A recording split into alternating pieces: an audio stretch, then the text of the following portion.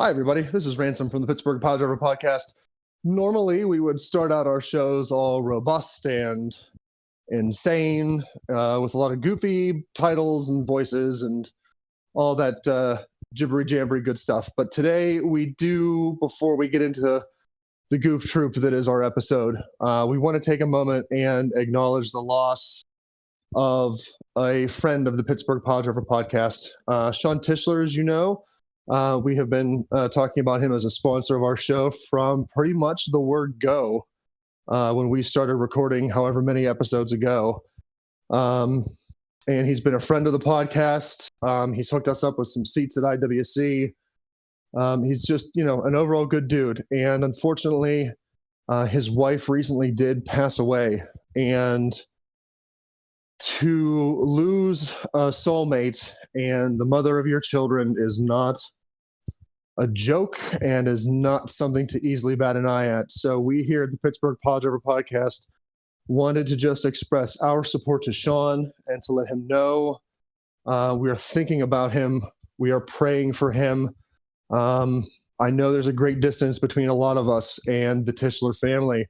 And Sean, I don't know if you listen to these episodes on the reg or sporadically or not at all, but if you do, just know the guys here at the Pittsburgh Pile Driver Podcast are willing to help in any way we possibly can. We're not the tightest with each other, between you and the P3, we're casual acquaintances, but look, times like this, even casual acquaintances can come through. And I just want to let you know, we will be willing to do whatever possible to help you and your family through this trying time. Reach out. If it's an ear to talk at, if you need someone to run some errands for you, I get it.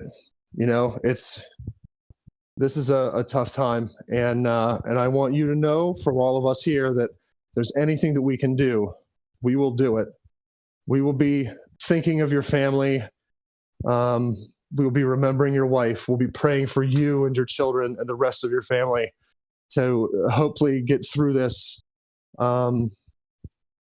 Boys, anything else that you want to verbalize here? I'm not the most eloquent of fellows.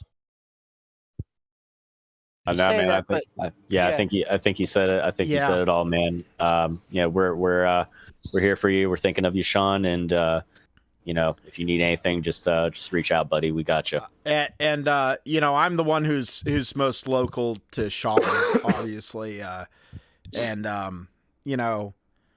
reached out to him whenever I found out, and I sent him a little message, and it breaks my heart that we all of us, because of either distance or commitment or things like that, we're not able to attend the funeral, and that breaks my heart. Or in the service. But Sean, Ransom said it all. Like, we appreciate you a great deal, and if you checked Facebook, or if anyone who's listening, knows Sean and his family, and had met his wife. She was a very lovely woman, and very caring and very strong. And, the people, the outpouring of support and love from the community at large, not just the wrestling community, but in around here, has been incredible. And, that kind of speaks on the type of person that someone was, and someone who, Sean and his family still are. So, and like Ransom said, anything you need, just reach out. We're, that it's that simple. All right. God bless you, Sean, and your family. We will be continuing to pray for you and yours. And hopefully we can dedicate this episode some screaming, some yelling, some arguments, some rantings, and hopefully a lot of laughter to you and your family and your wife. And if you do happen to by chance listen to this, hopefully something that happens on this show will bring a smile to your face and tickle your giggle button and try to maybe just see a little bit of brightness in such a dark time. All right, boys, here we go. You're listening to the Pittsburgh Piledriver. What the hell is that? Podcast.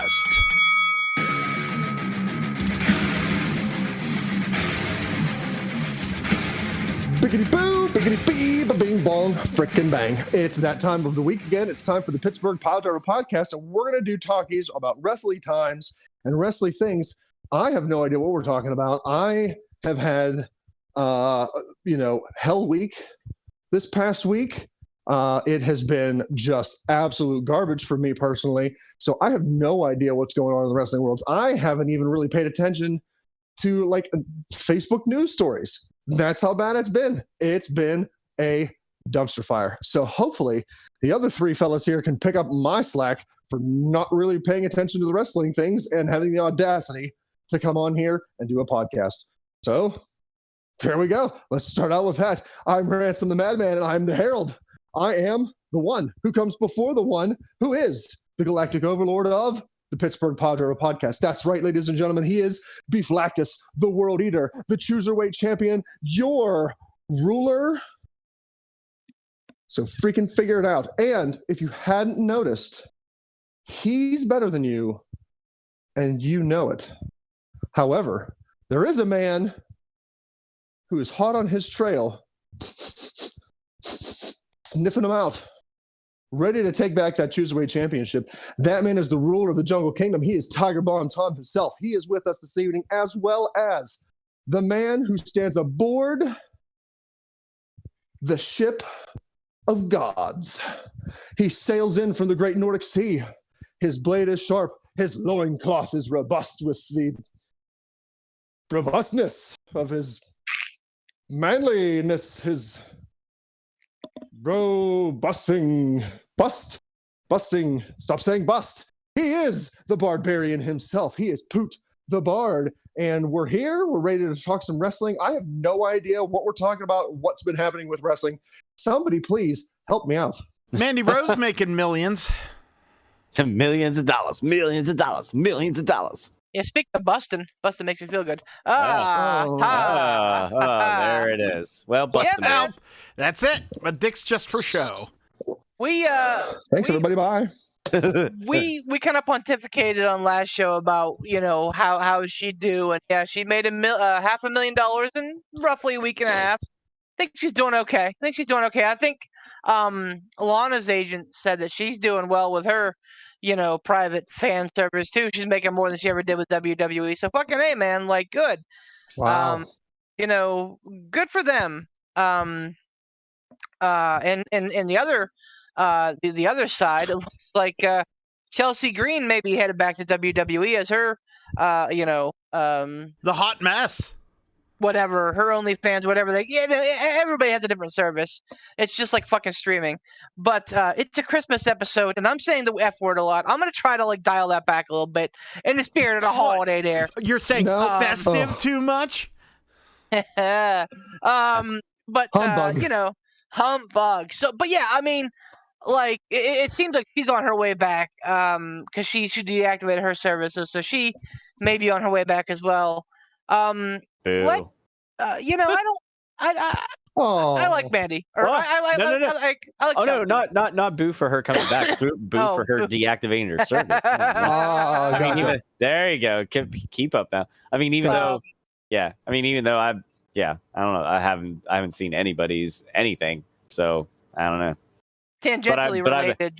But I imagine it's probably pretty good. pretty good. Tangentially related. Zack Ryder came out of like a recent it was something that's like trying to be ECW again. They had like an ECW reunion, and he proclaimed himself to be like the ECW television champion. He came out with WWE ECW belt, the big like platinum eagle looking thing.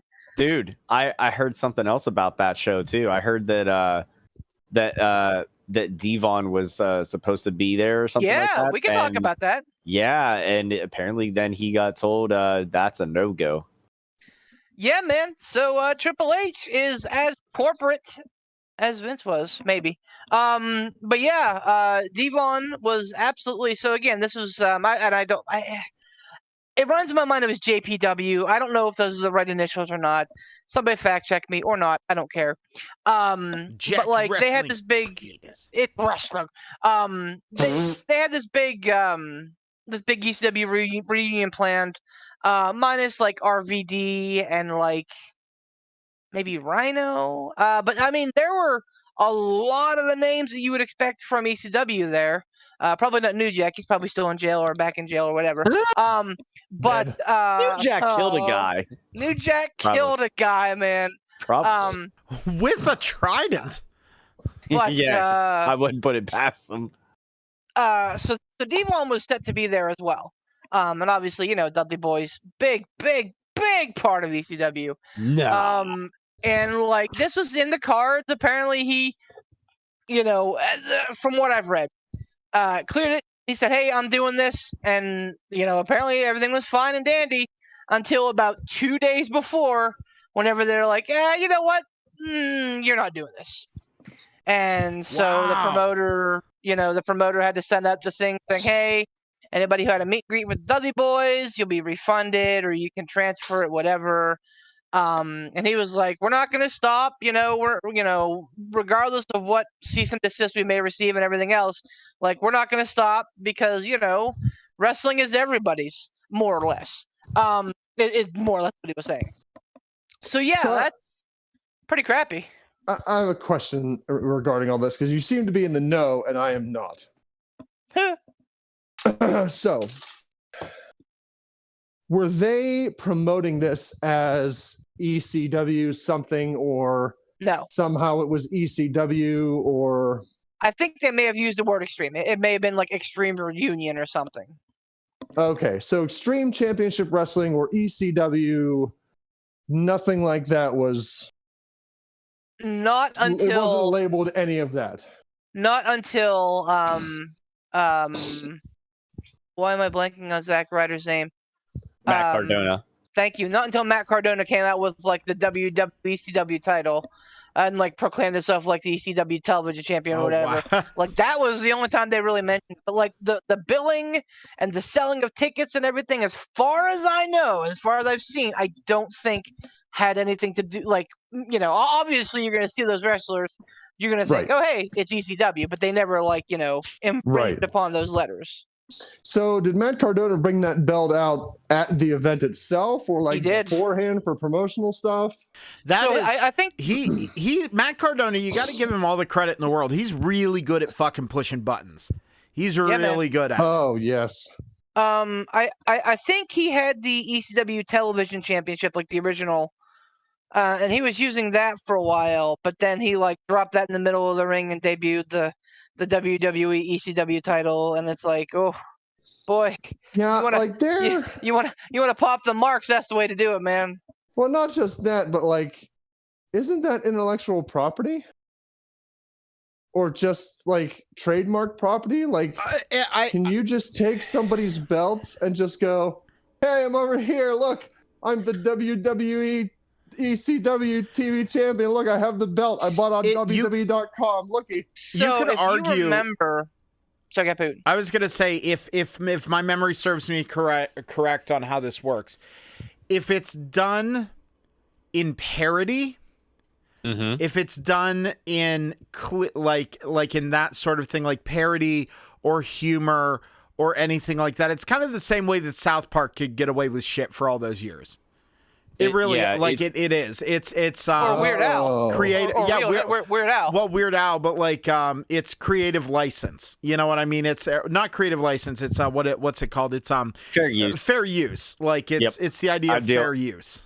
I deal with that shit all the time because I've gotten hit a couple times now for copyright strikes on my God of War streams from the in-game music, and I'm like, I'm not trying to claim that this is my material. So like anytime I have to fight it, it's always I have to claim fair use, and then I have to expound upon it, that like, or at least I do expound upon it, and they ask like, why are you claiming fair use? I'm like, the focus of my video is not the copyright content in question. My focus is my gameplay, my audience interaction, and my personal commentary.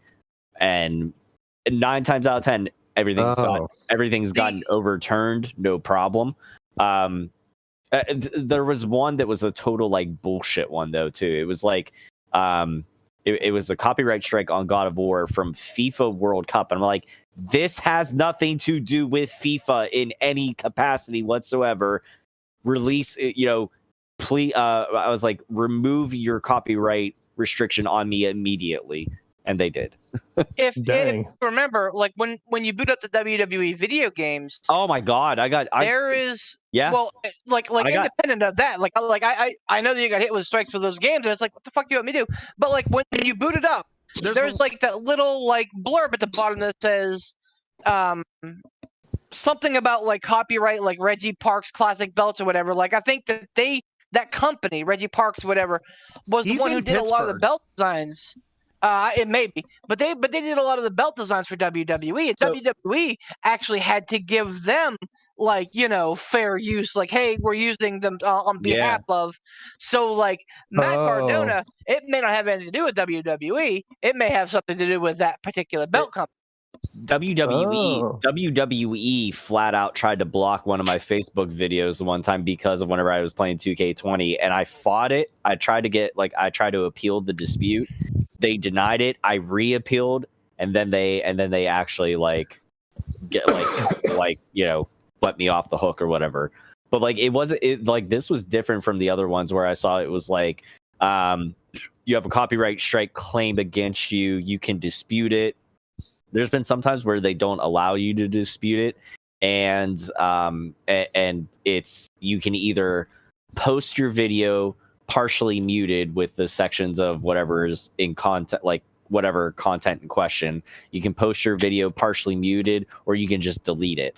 But the WWE one is the flat out. The first time I seen it is like WWE has blocked your video. I was like, the fuck you have. So get back to the Devon thing. Yeah, like, sorry, a little sidebar there. It's good information, man. No, not at all. Let's hope I don't have to deal with any more strikes and stuff like that here in a little bit, because Well, a lot of games, a lot of games have streamer modes now. So yeah. So anyway, with Devon, my umbrage is this: like, okay, he's a WWE employee. He's I think an agent. You want, and that's fine, but like, don't say yes, and then no. Like, that's not cool. Don't say yes. So did they officially give him permission? And then later on, he went back and was like, hey, just want to double check. I'm going to go to this thing. You're still cool? And then they said no? Or was it just kind of like an assumption that they were going to say yes? And then when he officially talked to Triple H, was like, hey, I'm going to do this. This is still cool, right? Then Triple H said no. Like, what's the situation there? I haven't seen anything. It's kind of gray area. But here's what I'll say. In this day and age, I don't think that you would do what he did in like setting up a booking like this, especially congregating with like a bunch of, other ECW alumni. I don't think that you would do this unless you like were incommunicado with the leadership. And so, I mean, unless he went rogue, if he went rogue, of course, that's on him. But I just don't feel like any rational adult would do that. Like, I just don't. I guess the only thing I can think of is like maybe he thought, okay, this is like a indie promotion. I'm not an active wrestler for WWE. I'm not an active TV personality for WWE. I'm just doing stuff in the back. they probably wouldn't have any issues with me going and doing one night of something in the ring for this tiny little thing here, because I'm not on TV over here in WWE. So they, what do they care? I guess I'm not, my confusion is like, was that just his assumption? Like they were going to say yes because of his position and how he's off camera and no one sees him, from the television audience, or was this cleared beforehand and then he double checked, and on that double check, then that's when they were like, no, we changed our minds. It looks like WWE sent a cease and desist, and the company was BCW, as in like Bravo Charlie Wrestling. It sounded like they sent them a letter of cease and desist on the Thursday before the show. So, do you think maybe it was a power play waiting that long? Like, do you like I mean, but I'm not trying to be snarky and think like, but I mean, that seems like a really tight line. I don't feel like I feel like this is shooting, a deer with a rocket launcher. Oh. No. I feel like this is shooting a mouse with a rocket launcher.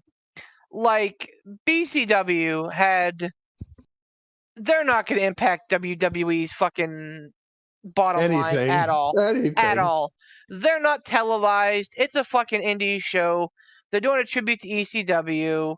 Like, fuck, man. Let these guys make their bread. They're just trying to get paid. They're trying to get these old heads paid. Because guess what? They were all independent contractors.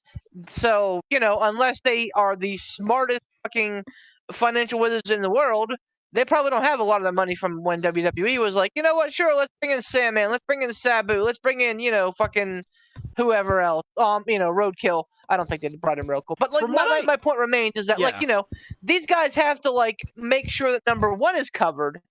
WWE has no business. Okay, they own the copy, the content of ECW. They do have intellectual property. They could easily absolutely, but why? What purpose does it serve WWE, Triple H, or whatever to send a cease and desist letter to this little independent promotion?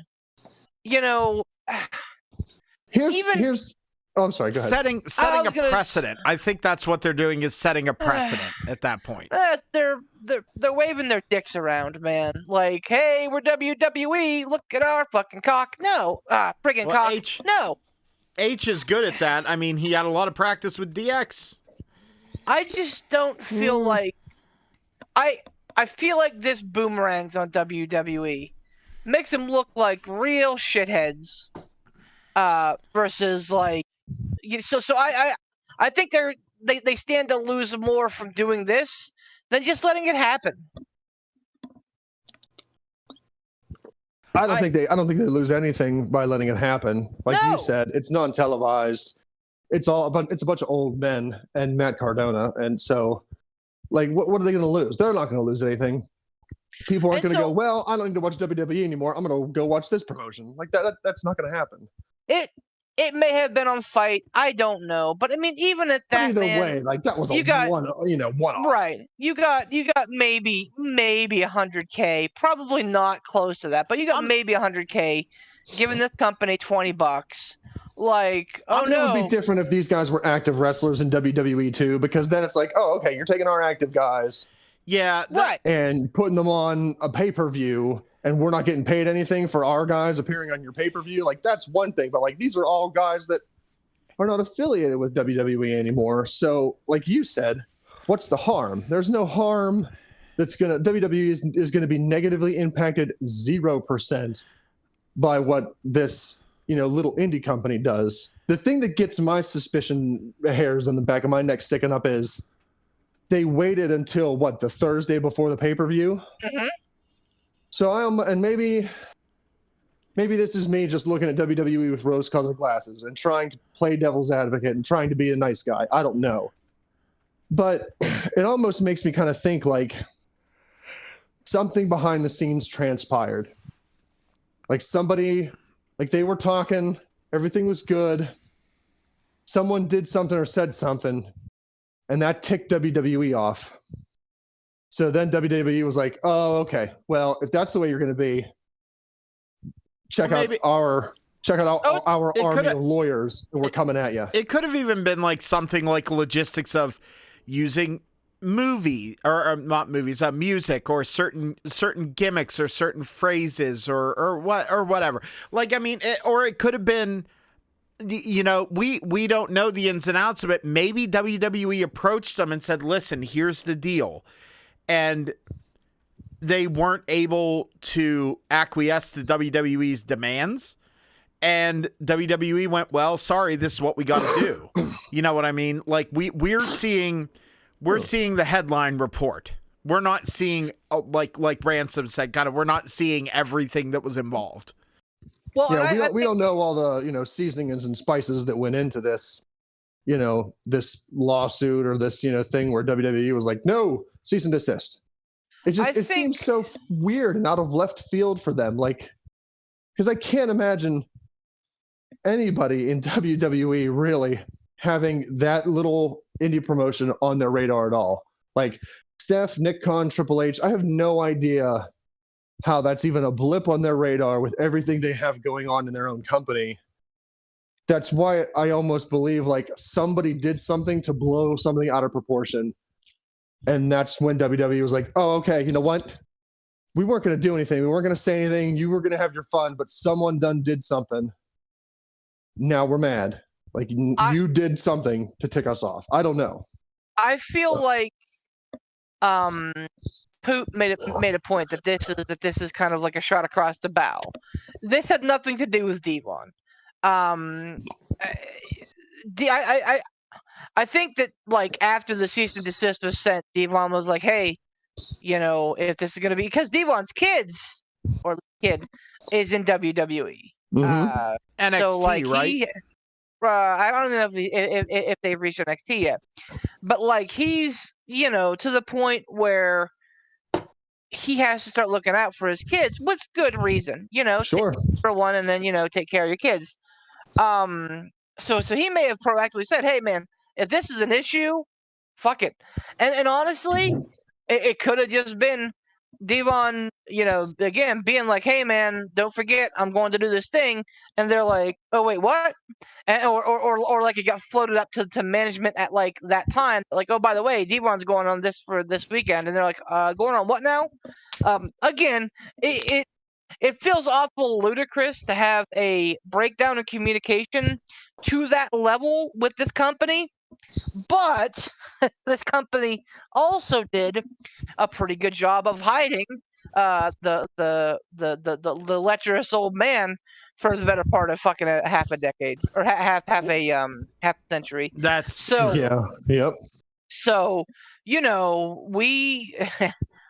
As much as we gotta believe, like we want to believe that WWE, like everybody knows everything that's going on like clockwork, it's probably just like any of our jobs we work at or any corporation in the world really, where there's a lot of shit where the left hand has no idea what the right hand's doing. Yep. And that sucks, but like sometimes that's the way of it. Yeah. So yeah, I mean, like I said, I think Poot's right here. I think it's more about sending a message, you know, across this line. You do not. Also, dude, you know, pro wrestler is not the preferred nomenclature. Sports entertainer, please. So I have. That was very well done, by the way. Thanks, man. I have a quick, like, if you could turn back time, if you could make a change, if I could find a way, yeah, something like that. So, as we all know, many, many, many things happen within the world of professional wrestling, and you look back on it and go, man, if this event had only happened differently, or man, if this person had only done something differently, or oh, if this person had only not passed away. things would be so different. So my question to you guys is, if you got to play the omnipotent being for a day and make one change that happened in the world of professional wrestling, whether it's somebody leaving that you wish they didn't, an event happening that you wish had not happened, a wrestler going before they were meant to, or that we feel they should have, what would that one thing, if you had to bring it down to one thing, what would you do as that omnipotent being? I got this. I'm gonna pick the low-hanging fruit here. Owen Hart would not be dead. Dang it. Owen Hart would not be dead. Owen Hart would still be alive, and his impact in the wrestling world would be super fucking real, and he would not just be a tribute or a tournament or someone that's brought up during anniversaries of a passing or in conversations of, who was destined for greatness but unfortunate blank, blank, blank. I would go with removing the death of Owen Hart from the records. 1,000,000,000%. That's what I would do. To me, I know there are a ton of other like incidences or things like that would go, but to me, that is the one that I would undo. 100%. Well, Crispy Critter, you absolutely took what I was trying to build up to. So good job though, but that's exactly what I was thinking. Yeah. Beef, what about you? There was nothing else popped to mind immediately. Yeah. Oh, see, first thing that popped into my mind was Benoit. And could have been, but honestly, like from a logistical standpoint, the Monday nights, the end of the Monday Night Wars when WWE bought WCW, and how that was handled, how contracts were handled, how the pay-per-view invasion was handled. I would have brought in the top guys. I would have brought in, your Hogans, your Nashes, your Halls, your Stings, your Goldbergs, and I would have made it a credible threat. And, maybe WWE has a WCW flagship show to this day, as opposed to having separate rosters for Raw and SmackDown. Maybe we have WWF, maybe we have WCW. That linchpin has always kind of stuck in my mind. How badly the invasion was handled, and what could have been if it was handled better. Interesting. What about you, Ransom? Well, aside from the Owen Hart, my backup one was, if I could make a change, I would change the minds of both Hall and Nash on leaving WWE. Oh. Now, I get that the NWO might not have happened, but I'm willing to take that risk because in my fantasy timeline here, in my timeline variance, the branching off of this separate timeline, how I envision it going is Shawn got hurt in a match with The Undertaker when he took a bad bump on a casket. That led to lots and lots of pain meds. That led to bad attitudes. I ultimately think that led to driving Bret Hart away. I think Bret wanted more money, but really I think it was that bad blood between him and Shawn that was probably the straw that broke the camel's back. And he was like, you know what? I don't want to deal with this anymore. They'll pay me more. I don't have to deal with this. I'm leaving. I think if Scott Hall and Kevin Nash had stayed, there's still a possibility that Shawn gets hurt. But Shawn had made references multiple times about how he was unhappy and he wanted to leave. His friends were over in WCW. He wanted to go to WCW. He just wanted to go and be with his friends. He was miserable. If his friends had never left, maybe that injury isn't so bad. Maybe they help him get through it. Maybe his attitude is better. Maybe the product with Diesel and Razor continuing on, maybe WWE makes more money. Maybe they can pay Brett what Brett wants to be paid.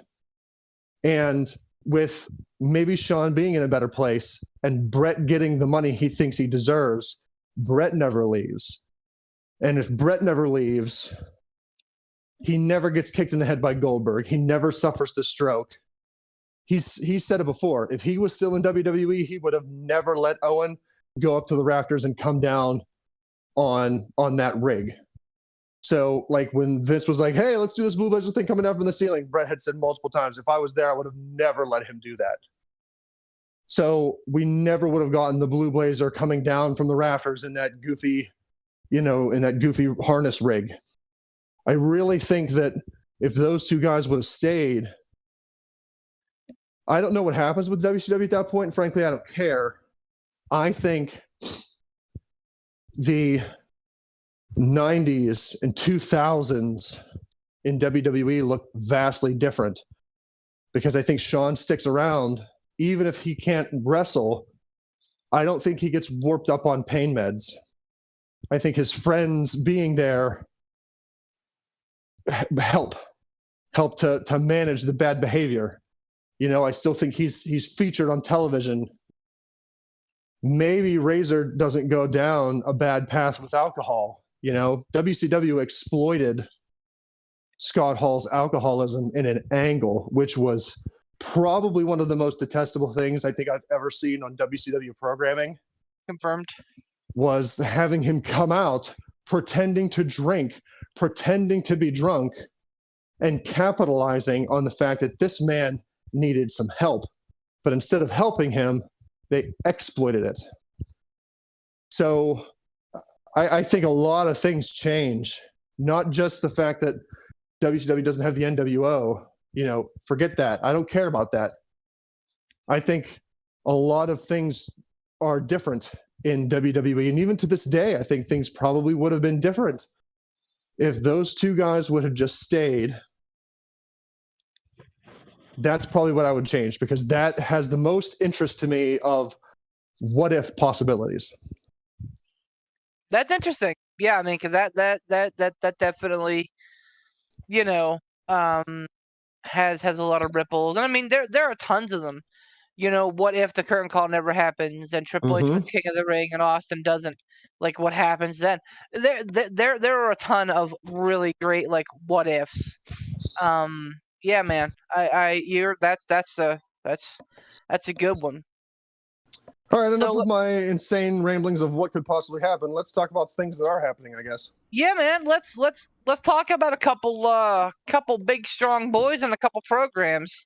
First of all, on Raw, Bronson Reed made his debut in the main roster by returning back to WWE. Bronson Reed previously was an NXT, an NXT North American champion. Looked like he was given all the tools, and then was just suddenly gone. Did they release him? Yes. People said it was due to visa issues, blah, blah, blah. Truth is, who knows? Who cares? He went out there and he achieved. Anyway, he was in New Japan Pro Wrestling, and they treated him like a fucking god, man. They had him beat Kazuchika Okada clean. Yeah. And I don't know if there's about a handful of people that can say they've done that over the last 10 years. Wow. And now he's back as a Miz lackey. How are we feeling about that? I think. I'm sorry. Go ahead. I'm sorry. I was throwing it over to you. I think that someone like Bronson Reed, as far as presentation and packaging, needs to be somewhere like NJPW. I think he needs to be somewhere where he fits that aura and that vibe, because WWE, and here's the thing, we can sit here and we can be like, well, he's just a Miz lackey. That dude, First of all, being put with the Miz, not the worst thing in the world. No. Stick with me here. Uh-oh. I understand that you have proof of like with, fucking Johnny Drip Dick, Nope. Belch, Alex Riley, Damien Sandow. You're taking my list from me. Shut the fuck up. All right. Fuck, man. You're taking my rant from me. Stop. Christ on a taking crutch. My rant. He has risen with a crutch because he's on it. No. You're making me turn into Jim Cornette. Too far. Anyway. Yes, Alex Riley and the B team. And so the B team got over. Were they over for a long time? No. Alex Riley had a little bit of a push, but again, that was misused. That guy was basically a charisma vacuum. That's his problem. Bronson Reed is not. This could be a good jump-off point. This could be a good jump-off point for him. Okay? The other thing is, too, I mean, Bronson Reed's probably getting paid pretty darn well. Like, he's one of those guys, I think, that has the ability to take something that's not ideal or what he wanted to do or beating Kazuchika Okada clean, but he's able to look at this and go, okay, how can I make it the best situation possible? And I think he will do that, and I think there is room for him. That was what I was going to say. I'm sorry I threw a little shit fit there. But I just don't think that anybody that's ever been packaged with The Miz has been successful as like a lackey or thereabouts. Let me spin this on its head, though. Like, we got kind of snippy with AEW about their talent hoarding.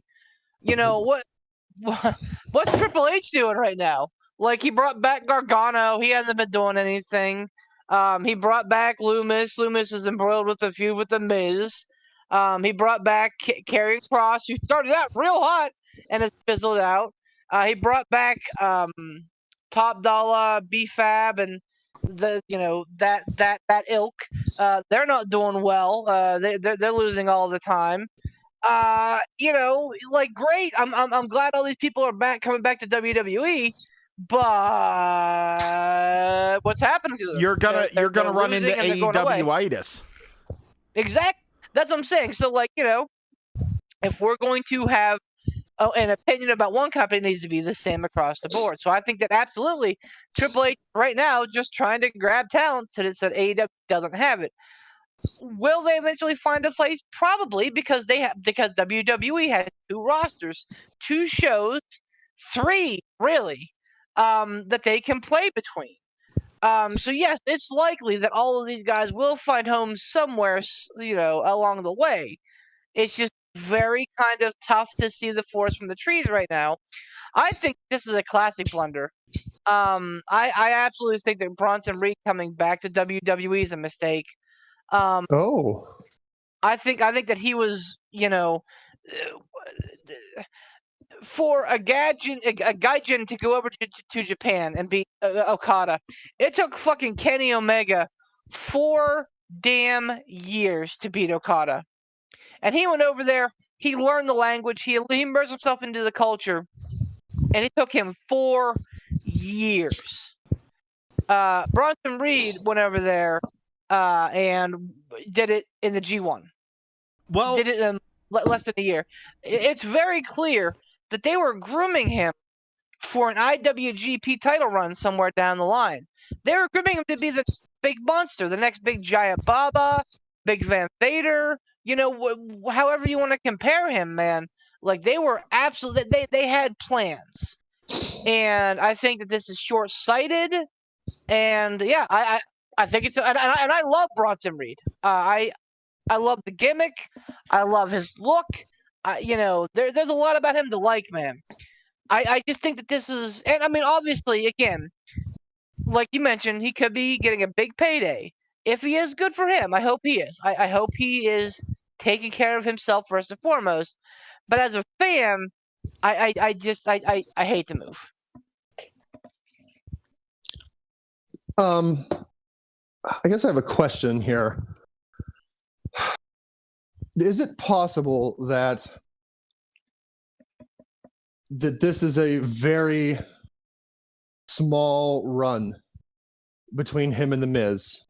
Like, absolutely. Once this, Miz Dexter Loomis thing has been going on for what feels like months now. Mm-hmm.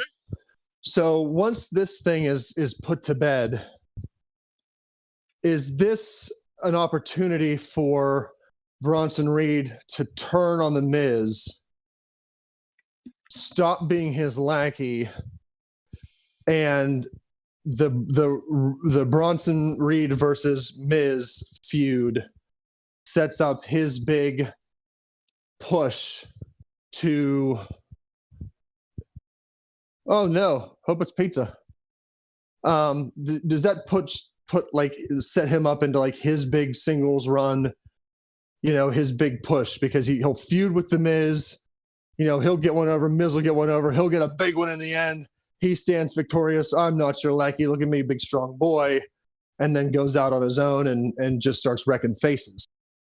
I think that's probably the best case scenario, but I don't know what your opinion is on the likelihood of that happening, or if you think sure. like they brought him in just to be a Miz lackey and it's going to last a lot longer than it should. I absolutely, you're 100% right. That's how it could turn out. But again, if we're looking at how people associated with the Miz have turned out, the answer is not well, man. Alex Riley, I think, had a pretty big upside. He went nowhere. The B team, like Poot said, they were fun, but ultimately they were nowhere. Fucking the darn it, freaking Jenny Leclerc. The most freaking egregious, the most egregious is absolutely Damien Sandow. He was hot. He was white hot, and something with that program just cooled him off. So given their track record, I just feel like there's more of a likelihood of this kind of crashing and burning after the fact than him becoming a big major player. That's unfortunate. That's very unfortunate. Whereas he could have put another 2 or 3 years into New Japan, been, an IWGP champion, been, wrecking shop over there, and then come back and be able to stand on his own feet. Because honestly, when he came back on Raw, a lot of people had no idea who he was. You know why? Because a lot of WWE fans don't watch NXT. That is they also don't have a lot of object permanence, to be fair. True. That is absolutely true. Things in NXT absolutely move very quick. Well, recently. But yes, so like he came back and everyone's like, "Oh, look at this big fat guy jumping off of something," and okay. So like I just feel like he could have done this more eloquently in a few years. I feel like this absolutely burns a bridge with New Japan. It has to me. It has to, because again, like they gave him a singles clean win over Kazuchika Okada, with the exception of Toru Yano, who busts one of those out every year or so. Like that doesn't happen very often. People don't beat Okada clean in New Japan. So when it happens, it's either like a big legend that does it, or like somebody that's contending for the world title over there. It's not just like a one-off. So like for them to say, "Hey, we're gonna let you do this," and then him turn around and say, a few months later, "Deuces," it's kind of a spit in the face. That's weird. So sidebar, I had my microphone muted for anyone who was out there, and Ransom was like, "Oh, pizza's here." I said I had a knock on my door. I heard this very quick knock on my door. It's like, da da da da da. And I was like, okay, that was weird. I was like, okay, who's... So open up the door, look around, like open it a crack and yell out my hallway, "Hello?" Nothing. And I look down and there's hello, and there was a little can sitting there, and it's a beer. And it's from Wicked Weed Brewing. It's called Dr. Dank. Dank. So one of my neighbors, I got to do some sleuthing. One of my neighbors left me a little Christmas present, so that was very nice of them. Nice. I thought maybe you were just taking step one into a larger world of that starts with, and Marley was dead to begin with.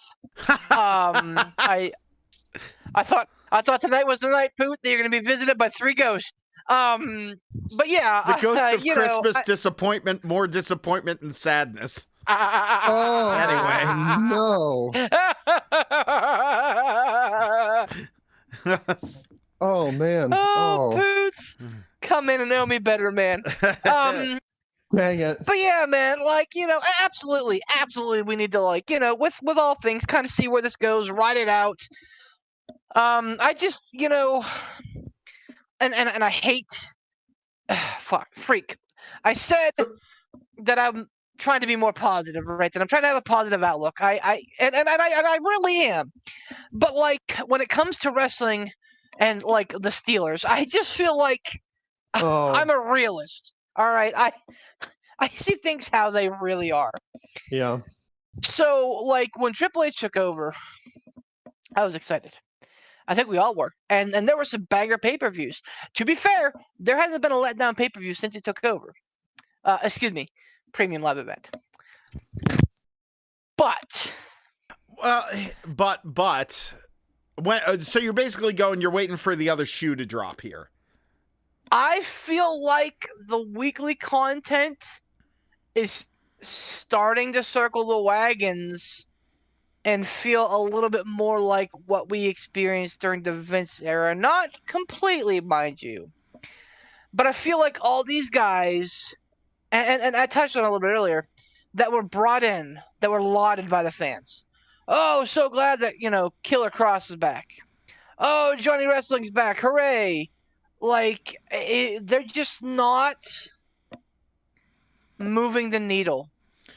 Well, the big things that were already in motion, and I mean, again, maybe, they're just kind of riding these things out. But the big things that were in motion, Roman doing his thing, Gunther having a big push, which is great. I'm a fan of that.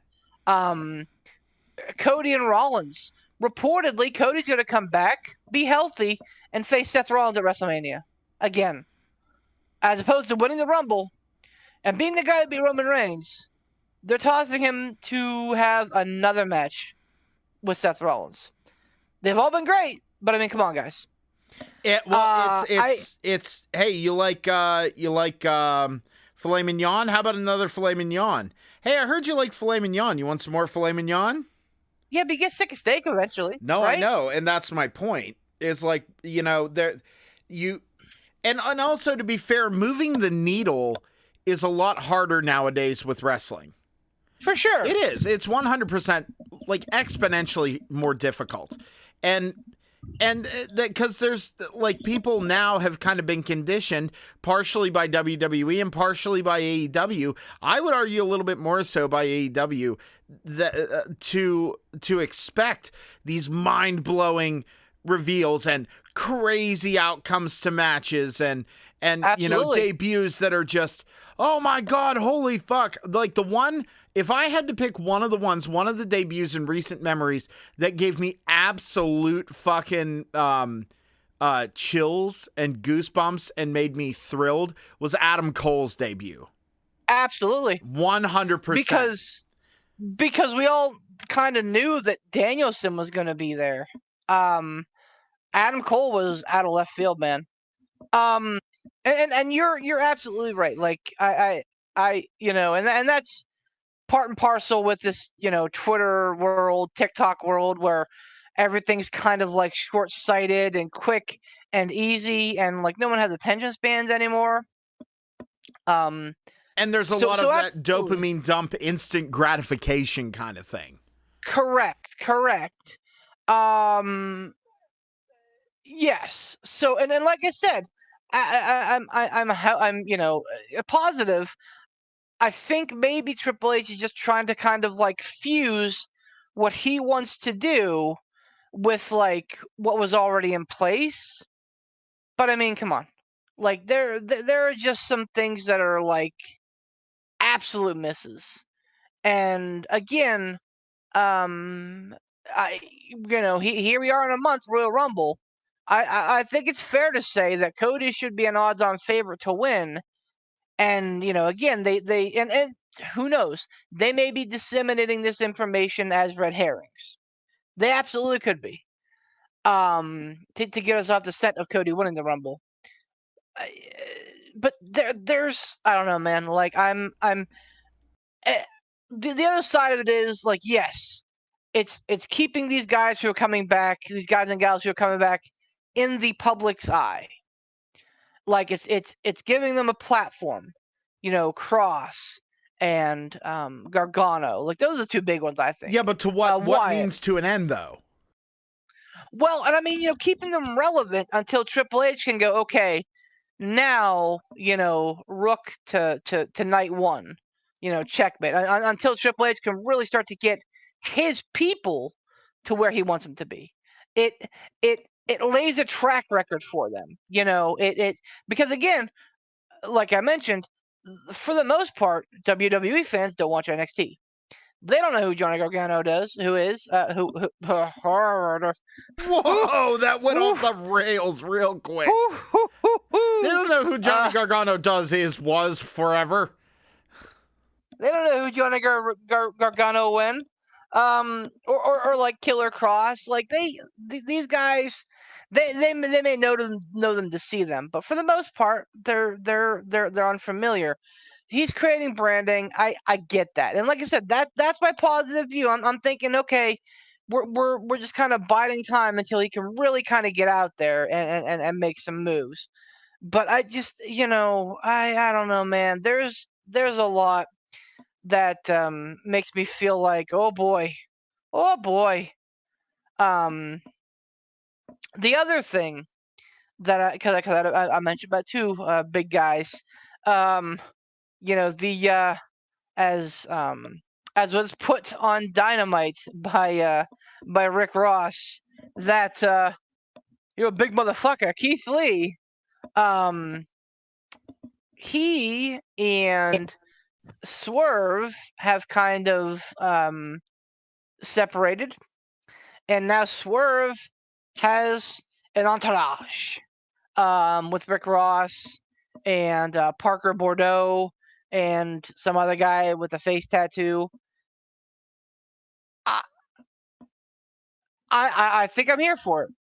Very, very lightly, I'll say, I feel like I'm here for it. I can't believe he dropped an F-bomb on TV. Whoops.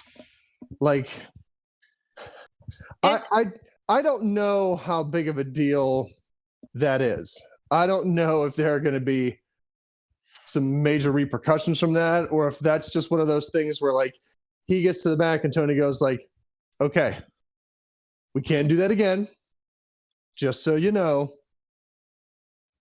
Well, like, you'll get away with this one, but on one hand, it's Rick Ross. Like, he's a big deal in like the rap recording world. He's gonna bring eyes to your product just by being there. So he's probably got a little bit more latitude than most. On the other hand, Warner Discovery overlords sent a mandate 2 months ago that was like, hey, you got to tone down the language, which I don't feel has happened. If we're being honest, MJF tossing out an F-bomb is not good. How are these things they got to be on a tape delay, right? Like everything since Janet Jackson's boob has been on a 2 or 3 second tape delay.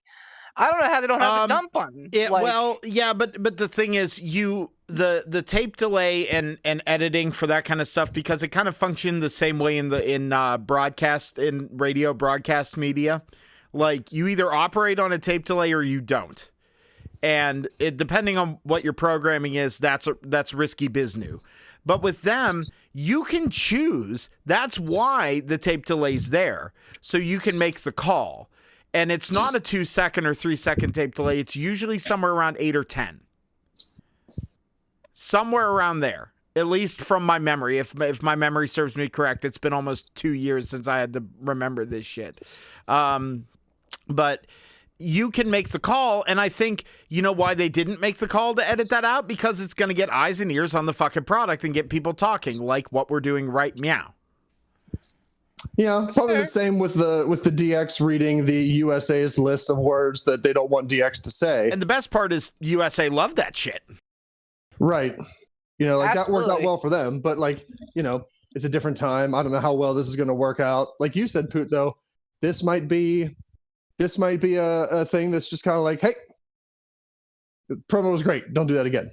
Right. Just because it will get eyes on the eyes on the product, and maybe it won't be that big of a deal. And, you know, I don't know. I can't imagine it being a showstopper for them. Like, I can't imagine they're going to be like, all right, well, you're done. You're out. Thanks for playing. Yeah, exactly. It's Rick Ross. Like, again, I think he definitely has some latitude because of who he is. Speaking of latitudes and who they are, mm-hmm. I don't know if you saw this or not, but I read this article because I couldn't believe really what I was reading. And I do want to get your take on it, because I know at one point in time you were a big fan of this gentleman. I believe it was on the Busted Open podcast, where the real one, formerly known as Enzo Amore, basically came out in an interview on Busted Open Radio and said, if you put a live mic in my hand and me in front of MJF, I can run circles around him in a promo. Whoa.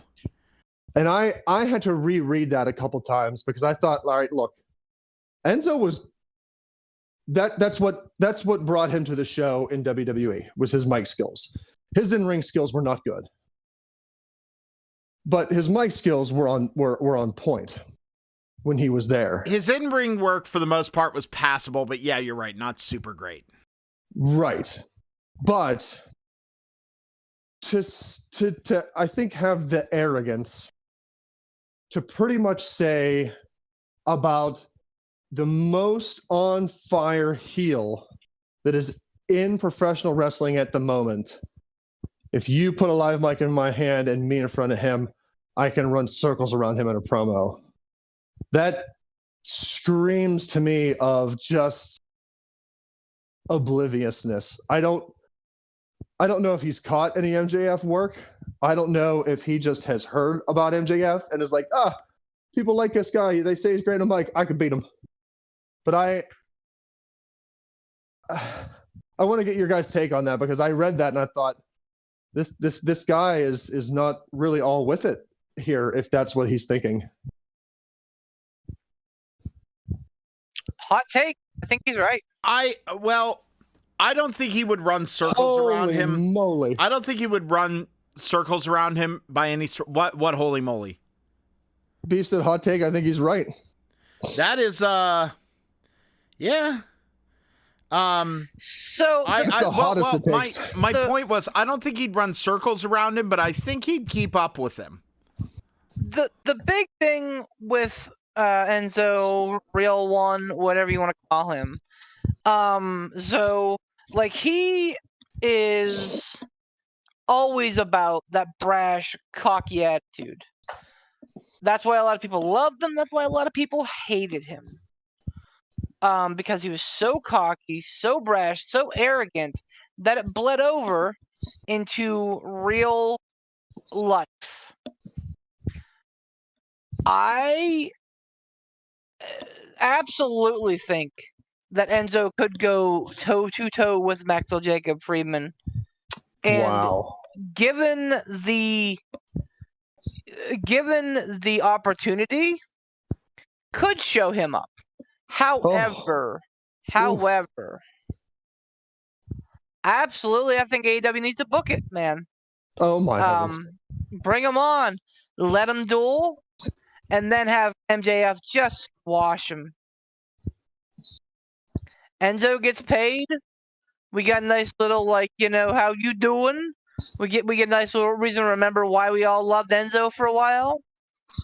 And MJF gets to prove, hey man, like you may be able to keep up with me on the stick, but you can't keep up with me in the ring. And at the end of the day, that is what's most important.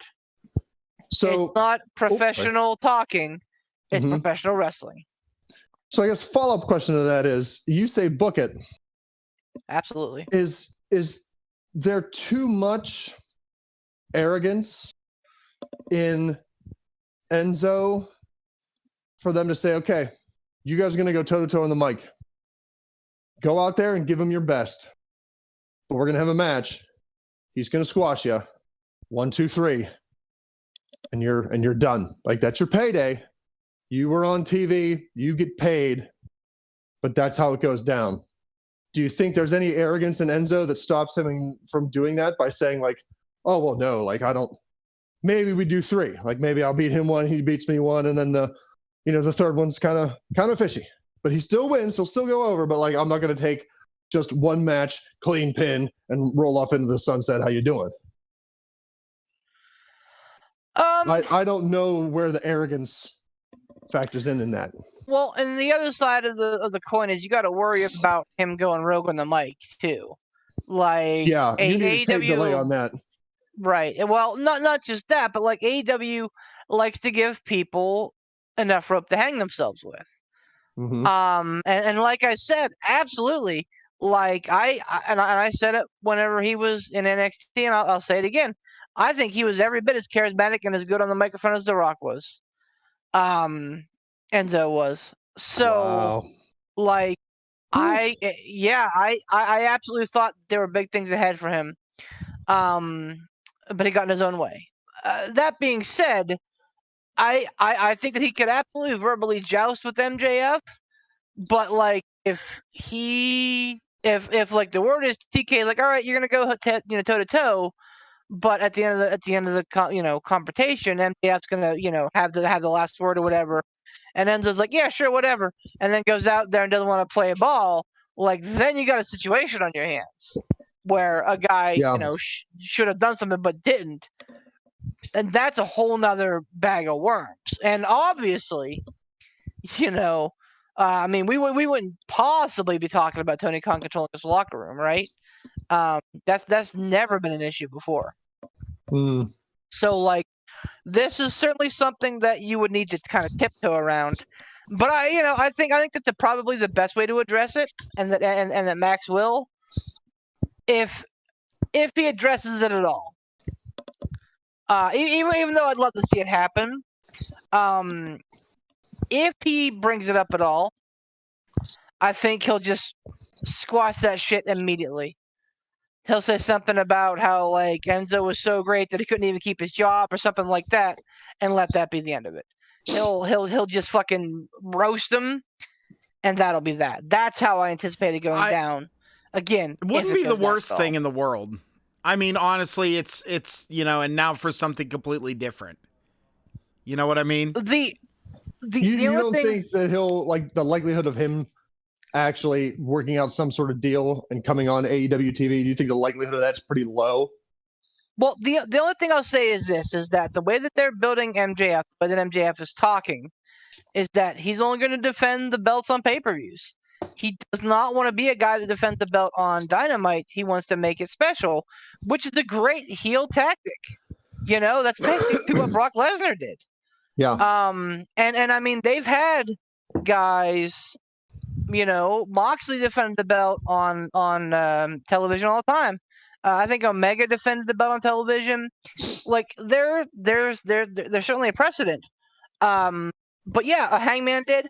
But yeah, MJF doesn't want to defend unless they're at pay-per-views. And if TK is behind that vision, you can't have one of your like big 4 pay-per-view matches go to Enzo Amore. You can't. You absolutely cannot.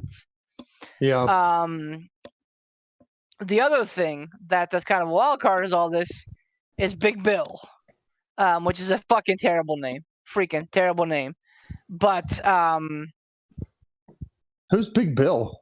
W. Morrissey, aka Big Cass. Oh, yeah, big old W. I like the Morrissey name better. Me too. Big Bill. Yes. Big Bill's a dumb Morrissey name. was an awesome name. Big Bill's dumb. Big Bill is I hate stupid. It. I hate it. I hate it so much. But that's it is what it is. I think that they were trying to go with like a Big Cass thing, but Big Bill just sounds like a guy that's like waiting for you at the truck stop. It sounds like a freaking You Final better Fight watch out for Big Bill. It sounds like a what? It sounds like a Final Fight character that you would encounter. That sounds like somebody that Mike Hagar would be fighting on the streets of Metro City. Oh no, level 1 boss, Big Bill.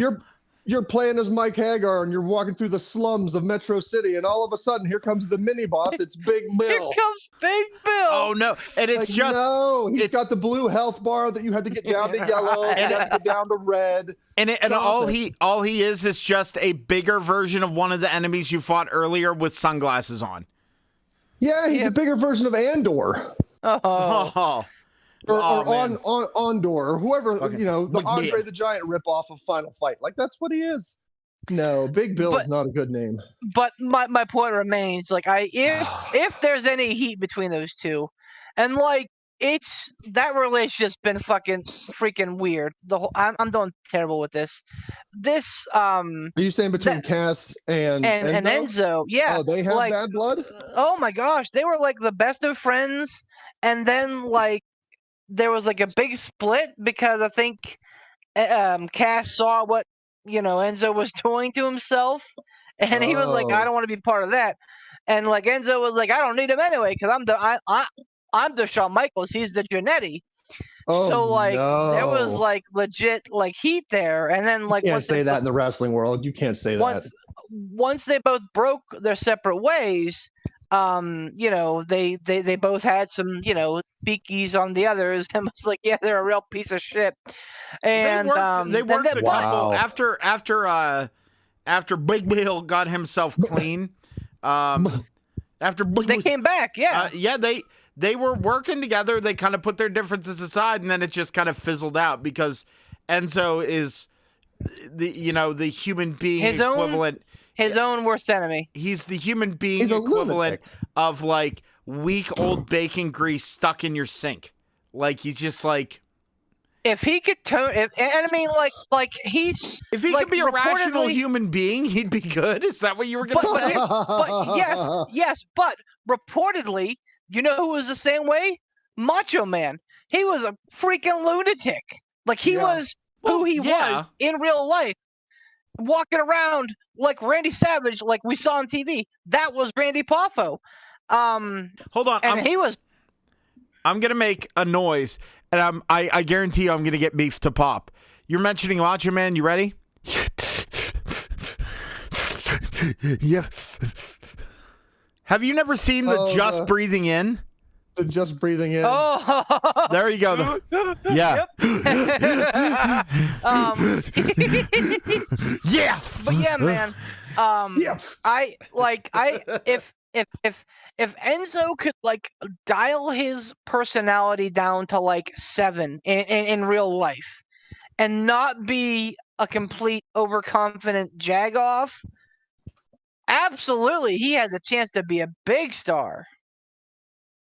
But he cannot get out of his own way. It's too bad. It's really.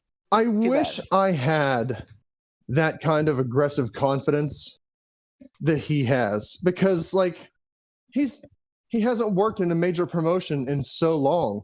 Like if he's doing anything, he's doing podcasts and he's doing little indie shows, and he's not the indie version of Cody Rhodes. Like if he's doing an indie show, he's a who cares. Yet he still has that ego and that overconfidence, and it just like his confidence just oozes out, and to have that type of aggressive confidence when you're essentially at this point in your journey a nobody.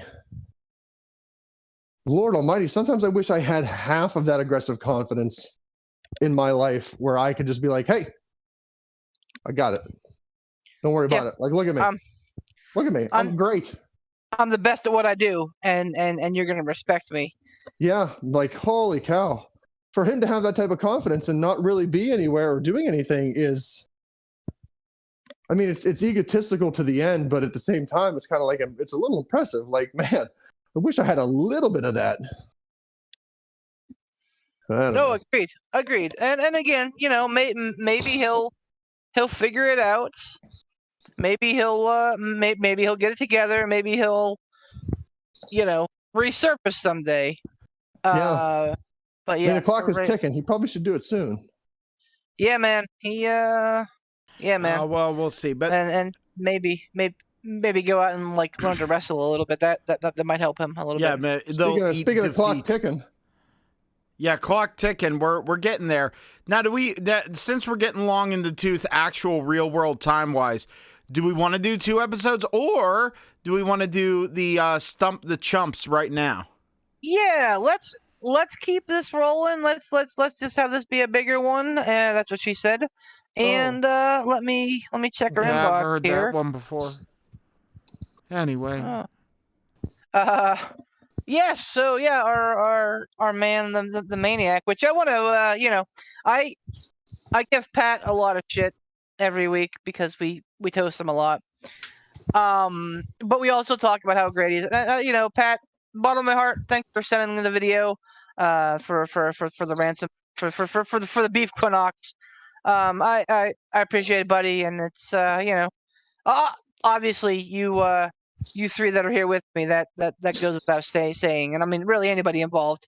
Thank you guys, but you know, with Pat, he almost feels like a pseudo member of the podcast because you know we do these stump the chumps so often. So I appreciate it, Pat. So that being said, what I don't appreciate is this question. Oh, no. Because we know we're just going to beat you again. Here it is, boys. Got your ears on? The King of the Ring was an annual installment from 1993 to 2002 on pay-per-view. Only 3 men during that time won the WWE Championship. Who were they? What are you asking, Pat? I think he's asking 3 men that won the title on King of the Ring, on the King of the Ring pay-per-view, if I'm reading that correctly. Read it again in its entirety. The King of the Ring was an annual installment from 1993 to 2002 on pay-per-view. Only 3 men during that time won the WWE Championship, period. Who were they? So is he saying there are only 3 men who won King of the Ring that then won the WWE Championship between those years? Or is he saying who won the WWE Championship at King of the Ring? At the event. And I think the latter. I think Poot's on it. I don't know. That's weird. Pat, I love you, and we are so happy that you do this for us. But broski, you gotta fucking be a little more clear sometimes. Yeah, this was it's a little gray. I don't know. I mean, we just got this today, so maybe he was in a rush to get it into us. That's fair. Okay. So let's move forward with the assumption that he's talking about people that won the WWE title at King of the Ring. So we're saying WWE, not WWF. What years is he giving us? 93 to 02. 93 to 02. So 93 was. I assume Bret Hart. He's probably encompassing WWF in this as well. Okay, well, I know 93, Bret Hart, that was his second victory. Right, because 92 wasn't on pay-per-view. Right. Right, but he's talking about like who won the world title, the WWE title. I'm just trying to put myself in the headspace. You get what I'm saying? I do. Right. How many did he say? There were 3. Oh, jeez. So 93 to 02. So that was, 9 years. So it's a.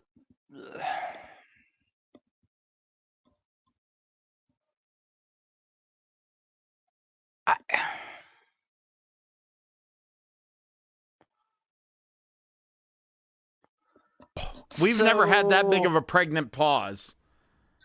Yeah. Because this is a really good question. Phrased poorly, but it's a really good question.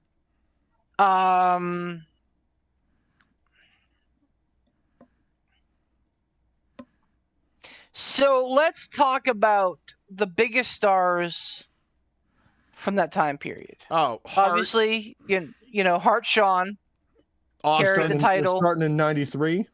Right. Taker was in there too. He had the belt. Actually, he wouldn't have had the. Well, yes, he did have it. For WrestleMania 13 because he defended it against Sid, right? I may be 93. Hogan was still there. Yes. In 93. Wasn't that when they started putting like the impetus on? Wasn't that when they started putting the impetus on Yokozuna? Yoko beat Hogan at King of the Ring 93 for the title. I'm pretty sure because wasn't that kind of like Yokozuna's like, oh shit, this is a real contender? So okay, hold on. Hogan, so 93, let me just Google search something in here. What year was IX? And I'm not okay, so WrestleMania 9 was 1993. So that's whenever Brett lost the title to Yoko.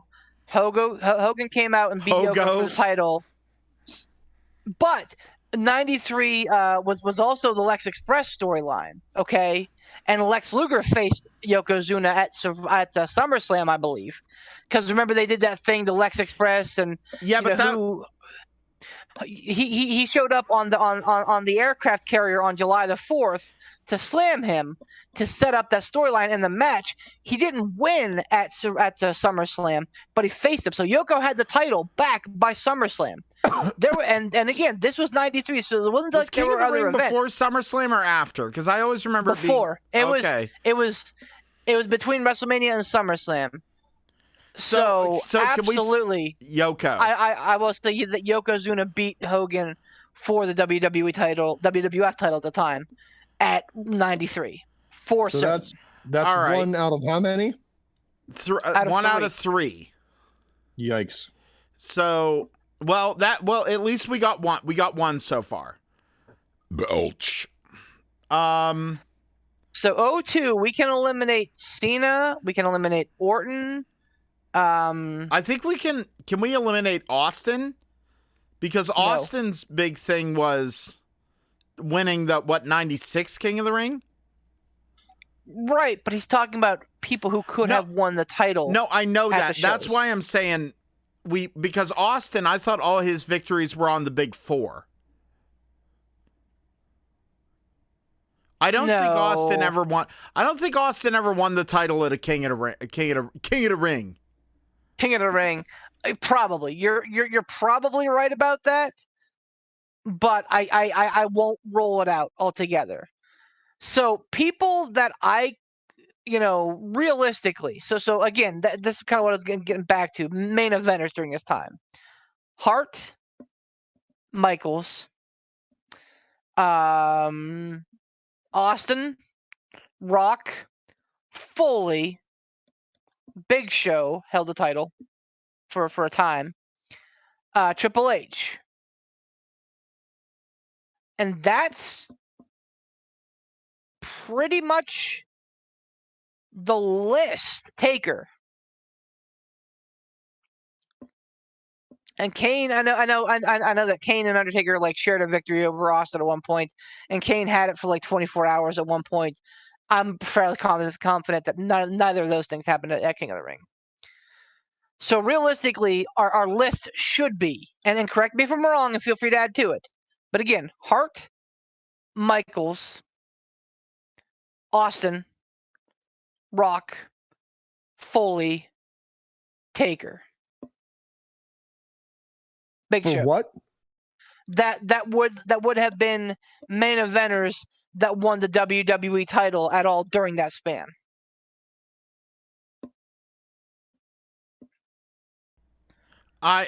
So are Angle and Triple H also in there. Yeah, but if we sit here and we talk about all the main eventers that could have wanted a King of the Ring, we're just gonna sit and we're gonna just argue back and forth about who's most likely. I am just trying to give you an idea of who we can expect. So, WrestleMania, the WrestleMania in 2002 was WrestleMania 18. That's where Jericho and Triple H faced off. X8. That was X8. So, again, those names, those 7 to 10 names, I think are ones that are in the pool to be named. All right, so we can rule out we could rule out like Bob Holly and Mantar, and guys like Cena, Orton, Sheamus, guys like that, because they weren't around yet. Yeah, or they were just getting their legs under them. Right, but they wouldn't have been in the WWF title hunt. That's what I'm saying. Well, so I think that conclusively we have around 8 to 10 guys can fill these other 2 slots. Keep thinking. I'm going to visit the beer and bathroom store real quick. I don't think Bret Hart won a title at King of the Ring. No, that doesn't sound right. Because he beat Flair for the title. He beat Yoko for the title at WrestleMania 10. And that may have been it for Bret, honestly. I don't think Shawn Michaels won the title at King of the Ring, because I think he successfully defended. Right. I don't think he won. Because same thing with Austin. I don't think you're going to burn that big of a babyface moment at, let's call it what it is, a B show. Mm-hmm. So we're kind of shaving some names off here. Yeah. But Yoko, we have Yoko on the list as one. For certain. I won't bet everything I have on it, but I am 95% sure. If Yoko didn't beat Hogan at WrestleMania at King of the Ring 93, then he would have beat him at some weird freaking offshoot house show. And I don't think that happened. I absolutely think it was King of the Ring 93 that he beat, which is the one that Owen Hart won, actually. Okay, so.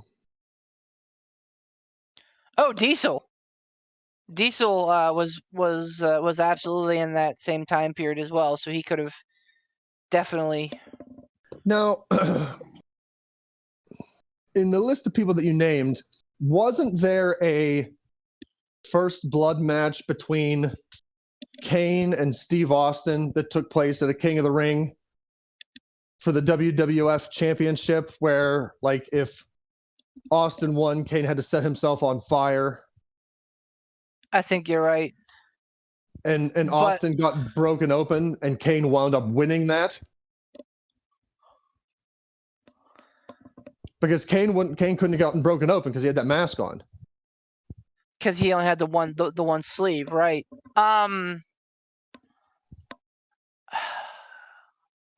So the only run that I remember Kane ever having with the title was that one for like 24 hours, where he basically held it until the next Raw, And then I think this one was it though, because I think something shady went down in the match, which is how Stone Cold got busted open. Okay. Or there was some sort of chicanery where like Kane did get busted open, but the ref didn't see it because of the mask, his mask or something. Right. And then Kane broke open Austin. The referee declared Kane the winner. And then the next night on Raw, I don't know if the decision was reversed or if like Stone Cold came out and was like, "Hey, you got busted open. That was a botch of a match. We're gonna have another match right now." And then Austin beat Kane and took the title back that night on Raw. I had forgotten that was at King of the Ring. So I do think that happened at King of the Ring. Yeah, then I absolutely believe you. So tentatively, what a weird fucking list so far. So tentatively, Yokozuna and Kane. Yeah. Yep. All right. It's a weird list, but I'm here for it. Well, I know, wasn't there King of the Rings have been funky. I'm trying to think of the later 90s ones. Wasn't there one I think Kurt Angle had some big moments at King of the Ring. I know he won King of the Ring, obviously, and he beat Shane McMahon at that one where he like tried to throw him through the glass 3 times and failed failed twice, succeeded once. What wasn't there one where it was where there was one where The Rock went for it, wasn't it? Didn't he? What was it? The Rock versus? It wasn't Michaels. I think it was The Rock versus Taker. Was it Rock Taker? And I know The Rock did. That wasn't when The Rock won. Because I think that was Taker like 98, 99, around there. Yes. Yep. That would have been right. But I think Taker went in as champ and won. So then probably, I mean, honestly, like if we have one where Kane beat Austin and one where Rock lost to Taker, that pretty much handles the Attitude Era more or less, right? Because like the Attitude Era wasn't long. Austin and Rock didn't have a big long swath. Like they had about 3 years. Yeah. Was there? Yeah. Wait a minute. What wrestle? Okay. Wasn't there during the whole McMahon Saturday? like the whole McMahon like where it was the whole family, where it was Shane McMahon, Vince McMahon, Stephanie, and Triple H, like the McMahon thing where they did like a goofball match for the championship? Oh shit! Shoot! I meant to say you are right. Triple H. You are right. That did happen. No, it was a goofy. Poot is so was right. Was that one or no? Was that 99? No, 99 was. It was 98 or 99 was the one that I had mentioned before. But this one was either 99 or 2000. Right, this probably was 2000. I'd say this was 2000. Poot, you're right, because it was because I remember I remember being super fucking confused because I'm like, wait a minute, because it was like a tag match for the championship. Yes, Triple H.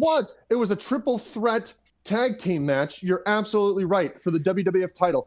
Triple H was the champ, and it was Triple H, Vince, and Shane versus The Rock, Kane, and The Undertaker for the WWF Championship. And whoever won got the title. But didn't Triple H retain, though? No, Triple H lost. Oh. So who got the pinfall? Triple H lost, but I don't know who got the pinfall. But it wasn't that match between. I don't think it was Kane. No, I thought it was like a team. Undertaker like and Rock. who were the representatives? No, was it whoever pinned? Yes, Adam. Oh. Whoops. Ransom is right. We haven't had a kayfabe break in a while. 0 days without a kayfabe break. Ransom is right. It was absolutely Shane, Vince, and Hunter taking on, I think it was Rock, Taker, and Kane. I don't think Kane won the match. Because I remember the convoluted thing, whoever beats, whoever makes the pin is the champion, and I'm like, that's a weird thing. Yeah, it was all super fucky, and I thought that's why I thought Triple H won. That was during the American Badass phase of the Undertaker, correct? That's 2000, so probably. Yeah, stands to reason. I didn't. For me, so we're saying it was The Rock and the Broskis and the Stroskis. That's the one. So, and there was a lot of team fighting in between The Rock and Kane and Undertaker. Not so much between the Helmsley McMahons, because they all wanted the title. Exactly. Well, who walked out with that one? Because I can't remember who got the pin. I would go with The Rock out of that, because the Brothers of Destruction would, and I haven't watched this in a while, but logically would fight amongst themselves, and then Rock would sneak in there, get the sneaky pin, and then be The Rock, just do Rock things. See, but we were kind of talking about this whenever you stepped away, in the same vein of Austin and Michaels, are you really going to burn a Rock title win at a B pay-per-view like King of the Ring? But this would not have been The Rock's first title win. No, and it also back then in the late 90s, early 2000s, King of the Ring, although technically a B show, was not really a B show. That's fair. Crazy. And I can't remember if this was one of the times where Triple H was kind of beat up and they needed to get the belt off of him, which is why they did this match, to kind of hide maybe Triple H being a little hurt. And that's why, they had to get the title off of him so that he could, go away for a couple weeks or a month or two. Because Triple H was not injury prone, but he wrestled hard and got banged up. For a while there, he was pretty injury prone. True. This is accurate. I would say The Rock. I would say The Rock too. That's just kind of my gut reaction. It just makes sense that because Taker, because you said there was a lot of not infighting. I don't want to use that term too heavily, but there was that,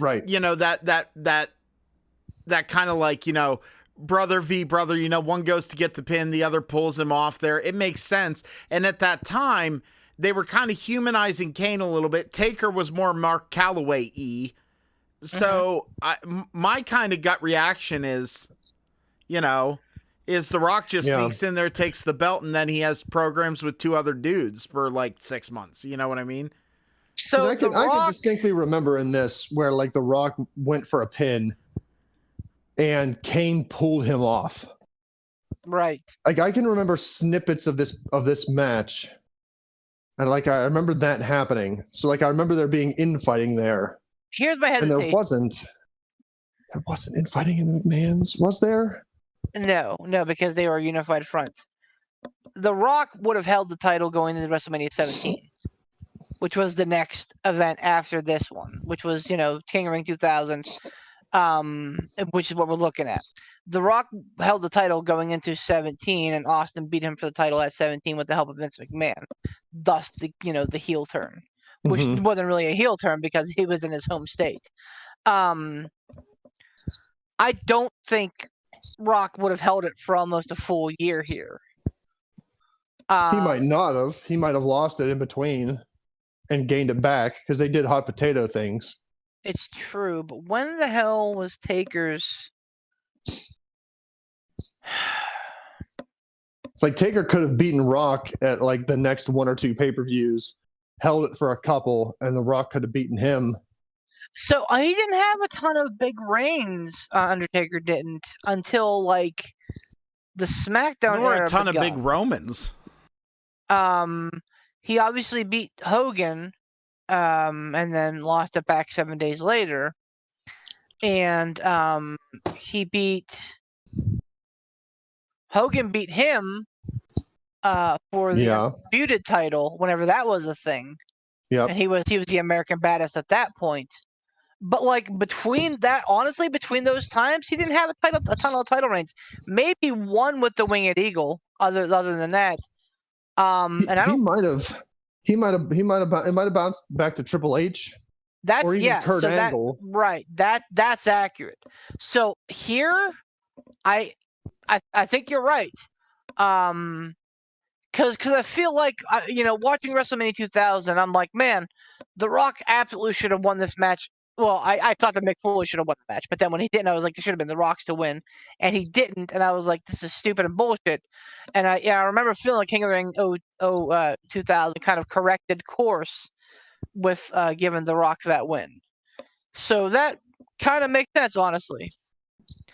Which would complete our list, saying Yokozuna in 93, Kane in like 97 or 98, and then Rock in 2000. But we don't have to name the years, right? We don't have to name the years. Correct. No, we're just rationalizing. Flexing. Yeah, we're just flexing a little bit on them. Okay. I mean, yeah, like that's an obscure list. That certainly is, but I feel good about it, honestly, because again.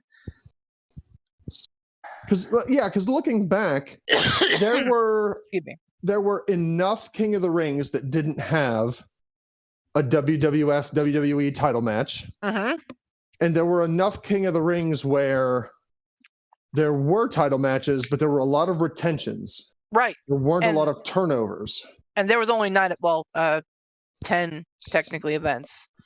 So yeah, I mean this I feel good about this. I think this is the best shot. I honestly, I've been thinking, and I can't think of anybody else who would have taken the title at the King of the Ring. I think it would be good. All right. So then we're saying Yokozuna, Kane, and The Rock. All right, here we go. Pat says, I apologize for the last Stump the Chumps. I will never do that many questions. I will never do that many in a question again. The answer to this week's question is Yokozuna 93, Kane 98, The Rock 2000. Not only did we name each and every one of them, but we named the years too, Pat. Did we get all the years correct too? We did. Wow. We did. You know what? I'm breaking the rule. Fuck yeah, caps lock. What? I said fuck yeah, caps lock. Oh, got it. Yeah. That was a great question. Yeah, my noise suppression probably took over, and because I yelled that pretty loud. And I actually heard the guy who's out there plowing snow. I heard very faintly through the window. I heard "fuck yeah." Pat, that was a great question, man. You're full of great questions, and it's always a challenge. Yeah, man. Unfortunately, I'll hit him with it. With challenges, there must be winners. And there must be losers. Much like your bid to become the 2022 Golden Eagle Football League champion, this too ends in a loss for you. Oh. Because, Pat, sir, you lose. And you get nothing. Now, look, I will say to Pat's defense and to his credit, not only does he consistently send in questions, pretty much weekly. There are very, very few weeks where we don't have a question from the Maniac. Absolutely.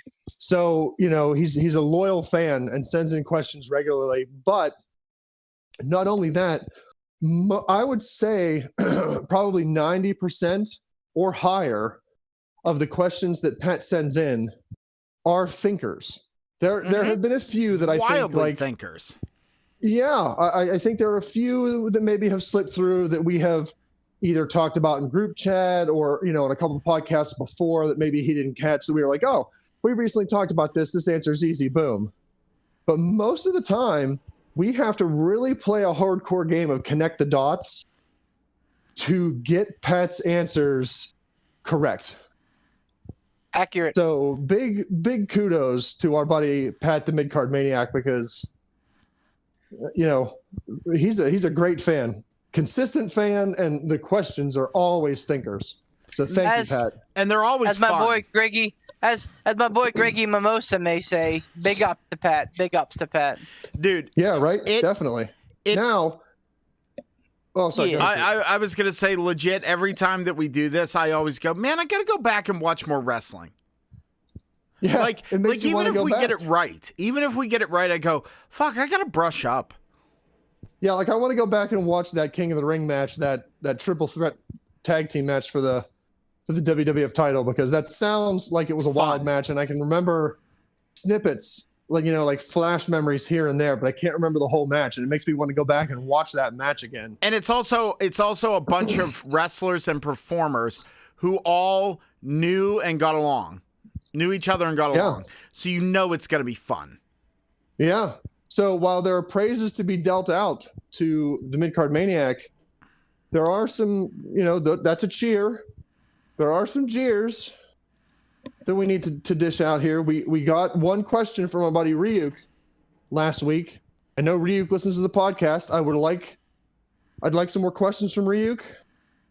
I know our buddy from Among Us, Big Red Greg, listens to the podcast on occasion. Yeah, Greg. He's definitely a wrestling fan because he's always talking to us on Among Us nights about wrestling. So I'd like to get some questions from Greg. I bet he could send in some whoppers of questions. So, we got plenty of Among Us friends that we play with on the Casual Gaming Dad stream on Tuesday nights that are wrestling fans and listen to the podcast. So step up, send in some questions. I'm also looking at you, Dave. Did we stomp a mud hole in you and walk it dry? Is that why you're not sending in any more questions? What are you doing? With precious spirit. Let's go, man. Get them in. Let's go. Speaking of questions, Beef, can you just real quick drop some knowledge on how people can submit these questions? Ransom, I'd be happy to. If you would like your chance at being a member, being part of a Pittsburgh Piledriver podcast, all you need to do is stump the chump. How do you do that? Same way our buddy Maniac tries to, which is sending 2 emails to pittsburghpiledriverpodcast@gmail.com. The first email will contain a question. You don't need to have any kind of a lead-in with it. You just put the question in there. If I see a little bit in the preview pane, I'm not going to cheat. I'm not going to be like, I need to research King of the Ring. No, I don't do that. In fact, most nights, I don't even look at Stump the Chumps until we're in the podcast. The second email, though, is far more important, that you do put some spacers in. You could put a sentence to me. Beef, I love the podcast. You could just type in gibberish. You could, you could quote the Magna Carta on there. Whatever you want to do. As long as I don't see the answer in that second email preview pane, you're golden. Please, someone quote the Magna Carta. One email with the question, one email with the answer. Put some crap in between the start of the email and the answer. Or copacetic. Again, that's pittsburghpiledriverpodcast@gmail.com. We want to hear from you. Poot! Oh, is it time for some delicious Mexican food? Before we do that, I want to thank again you guys both for your kind words on the Beef Quinox video. It really tugged old Beefer's heartstrings. And I want to be the first, probably not the first, but I want to be the most recent to wish both of you a Merry Christmas, and to all of our listeners a Merry Christmas, a Happy Holidays if you celebrate anything other than Christmas, and I hope that everybody is safe and healthy in the new year. Yes, as well. Merry Christmas. Well done. Now, Poot, if you please. Come on, Beef. Do it right. Do it right. Sorry. Poot! Thank you all very much for listening to the P3 podcast. We really appreciate your patronage anywhere. And I swear to God, and I'm calling myself out again, we had to talk before the podcast here about shit going on in our lives with work and life and everything like that. And I have not had the energy to fucking, number one, really take care of myself that well outside of work, but also to get myself on task with updating the audio portion outside of YouTube. And I apologize to our listeners. I apologize to my Kodos for that. And we're going to... Kodos. Yeah, Kodos. Don't blame me. No, for my co-hosts about that.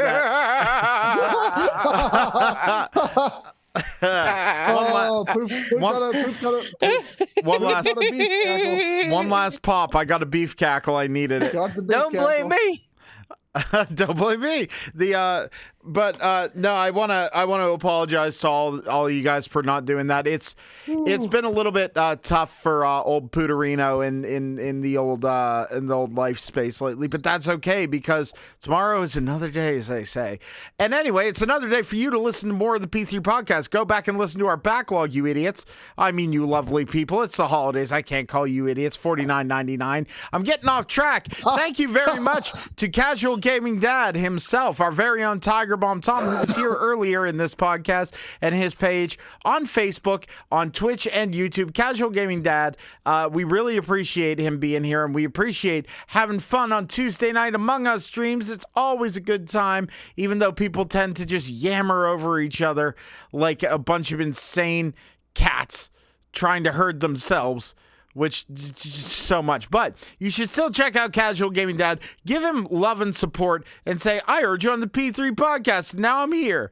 And you can check out his awesome streams. He's playing the hell out of God of War right now. And you should, God of War Ragnarok, I think, is that what it's called? God of War Ragnarok, the newest one. Go check it out. It's a super cool game, and Tom is a lot of fun as well. And we also want to thank Gould Gaming for carrying the Pittsburgh Piledriver podcast shirt on Casual Gaming Dad store. That's right. There's Casual Gaming Dad merch that you can buy. Again, go to gouldgaming.com, search on Casual Gaming Dad, and you can get your own Casual Gaming Dad merch and your very own P3 Piledriver podcast T-shirt, Pittsburgh Piledriver P3. Get the T-shirt. It's not $49.99, but it's a high-quality shirt. You'll think it's $49.99, and at Christmas dinner, your family will be like, did you pay $49.99 for that shirt? You'll be like, no, I didn't. Buy your own and find out. No! And then... so check them out. We also want to thank Frig Off Ransom. And Ransom, I got to tell you, the Beef Quinox video was absolutely awesome, and you're a delight, and our very own beef is a delight as well. And again, kind of dialing it back here a little bit, again, we want to thank Mr. Sean Tischler and his work with independent wrestling here in the central and greater Pennsylvania area, the greater Commonwealth area, if you will. And Sean, again, I want to reiterate, and I think I could safely say for all of us here at the P3 podcast that we are here for you, and we'll do whatever we can to help you through these difficult times. If it's praying for you, thinking about you, shooting you a message to see how you are, or if you need help with anything, please reach out to us. Be more than happy. And again, I'm the one who's local, like most local. So reach out to us, and if you reach out to one of the guys here, they'll reach out to me, and we'll do our best to help you and your family out as much as we can. And like I said, we are praying for you, especially during this tough time of the year to lose someone. Not that there's ever an easy time to have that happen, but especially someone so important and impactful in your life.